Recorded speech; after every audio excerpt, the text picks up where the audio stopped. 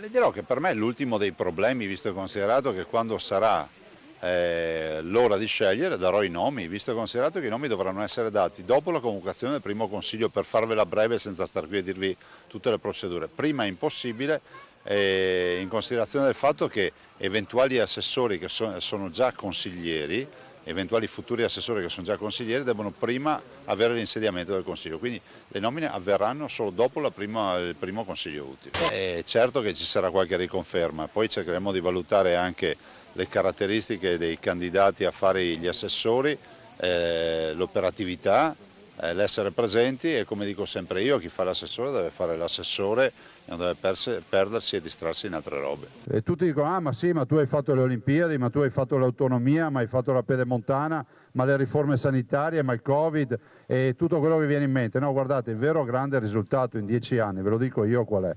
Che ho preso in mano un Veneto che non aveva nessuna autorevolezza, era la Cenerentola ai tavoli nazionali e internazionali. E comunque eravamo trattati come periferia dell'impero. Oggi quando arriva il Veneto ha il suo posto e detta spesso l'agenda nazionale e questo è fondamentale. I veneti non sono più la colonia dell'impero. Grazie. E ovviamente resta fisso il nostro obiettivo, che è quello dell'autonomia.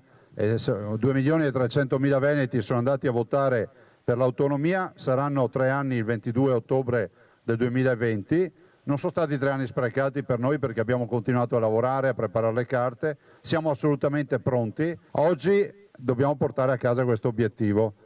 Quello che chiedono i veneti non è una fantasia, ma è scritto in Costituzione.